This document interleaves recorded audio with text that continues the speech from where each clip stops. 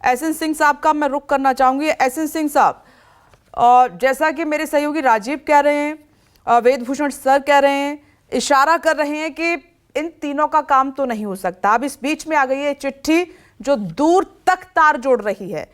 अधिकारी के नाम का भी जिक्र किया जा सकता है। अभी हम दावे के साथ नहीं कह सकते, कोई पॉलिटिशियन कनेक्शन भी हो सकता है इसका, पाकिस्तान से भी कनेक्शन हो सकता है, लेकिन ये चिट्ठी जो अशरफ की है वो इशारा कर रही है कि इसके तार दूर तक हैं।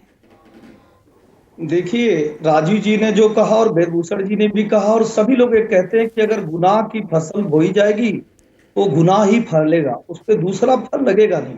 सब लोग ये जानते थे और अतीक स्वयं जानता था। 2006 में टाइम्स ऑफ इंडिया को एक इंटरव्यू देता है और कहता है कि हमारी मौत वही कारण से होगी, या तो हम शूट आउट में मारे जाएंगे या तो हमें कोई दूसरा गैंगस्टर बनने के लिए मार देगा।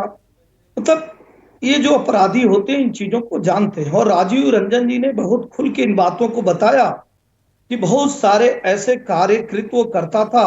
2 नंबर के कार्य करता था, कई सौ एकड़ जमीनों को कब्जा करता था, बहुत लोगों के साथ 2 नंबर के धंधे करता था। हो सकता है उन करोड़ों अरबों रुपए की जो मांग है लोगों का है, जिनके पास वो बच जाए, वो भी खून कर सकते हैं इसका कि भाई कम वो जो मेरे पास करोड़ों रुपए हैं वो बच जाएंगे।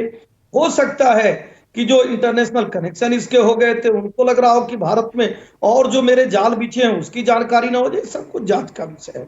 मैं चूंकि एक सरकार का, भारतीय जनता पार्टी का प्रवक्ता हूं, जिसकी केंद्र में भी सरकार है और उत्तर प्रदेश में जहां पे ये घटना घटी है वहां पे भी सरकार है, तो मैं राजीव रंजन जी की तरह और वेदभूषण जी की तरह नहीं कहूंगा। मैं जरूर कहूंगा कि पुलिस कस्टडी में अगर कोई ऐसी घटना घटती है, निश्चित तौर पे हमारी उसकी जिम्मेदारी है और पूरी तत्परता से एसआईटी का गठन कर दिया गया है, न्यायिक आयोग का गठन कर दिया गया है और ये बहुत संवेदनशील मुद्दा है।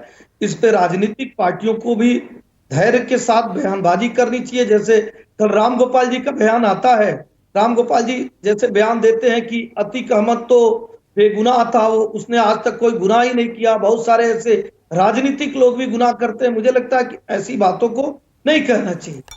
नहीं, एक अधिकारी के नाम का जिक्र है उस लिफाफे में कि अधिकारी ने कहा कि 15 दिन में आप दोनों की हत्या कर दी जाएगी, आपको जेल से बाहर निकाला जाएगा, और वो सच साबित हुआ है। और एक चिट्ठी सीएम के नाम भी लिखी गई है। माथुर जी, ये बात किसने कहा? ये बात अतीक और अशरफ कह रहे हैं। अशरफ कह रहे हैं, मैं कह रहा हूं अशरफ जो है कई दिनों से और अतीक भी पुलिस कस्टडी में थे और तमाम पुलिस के आला अधिकारी भी उनके साथ उनकी पूछताछ हुई, ले जाकर खुद ही हथियारों की बरामदगी कराए और उन्होंने ये भी कहा कि हम अपने लड़के को इसलिए कहे कि हम लोगों का इकबाल, अपराध का इकबाल कम हो रहा था, इस नाते हमने कहा कि ऐसे गुनाह को आप करिए। अगर उनको ऐसा कुछ लग रहा था, जैसा कि आप लोगों के माध्यम से दिखाया जा रहा है कि आदरणीय मुख्यमंत्री जी को भी वो पत्र लिखे हैं, तो ये तो साबित होता है ना कि उनको मुख्यमंत्री जी पे, उत्तर प्रदेश की सरकार पे भरोसा है और इसी भरोसे के नाते मुख्यमंत्री जी ने बयान दिया। उन्होंने कहा कोई भी गुनाहगार हो, हमारे यहाँ कोई धर्म नहीं, जाति नहीं, वर्ण नहीं, वर्ग नहीं, पार्टी नहीं, जो भी इस घटना में शामिल होगा वो चाहे जो भी होगा, आपके चैनल के माध्यम से या हमारे कोई विपक्षी पार्टी बताते हैं उनके माध्यम से या पत्र के माध्यम से खुलासा हो जाता है। 10 सेकेंड ये जो सिक्योरिटी लैप्स घटना स्थल पर हुआ है एसएन सिंह साहब, इससे पता चल रहा है कि ये मात्र 3 मोहरे हैं। जो जिस तरीके से सर्कमस्टांसेस बने हैं और जो दिखाई दे रहा है वीडियो में, सिक्योरिटी लैब्स है वो। अगर टाइट सिक्योरिटी होती तो ये तीनों वहां पर आरोपी पहुंच नहीं पाते किसी भी कीमत पर।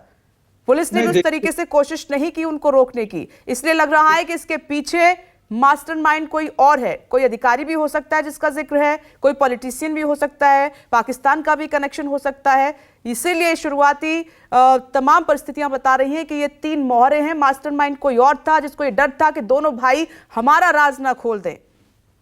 देखिए क्या होता है, अपराधी हर समय देश काल परिस्थिति के अनुसार अपराध की प्रवृत्ति को बदलता रहता है और हमने खास करके भारत ने अपने 2 प्रधानमंत्री इन्हीं अपराधी प्रवृत्तियों के नाते खोए हैं, जिनको Z++ की सुरक्षा थी। इससे बड़ी सुरक्षा कोई नहीं हो सकती।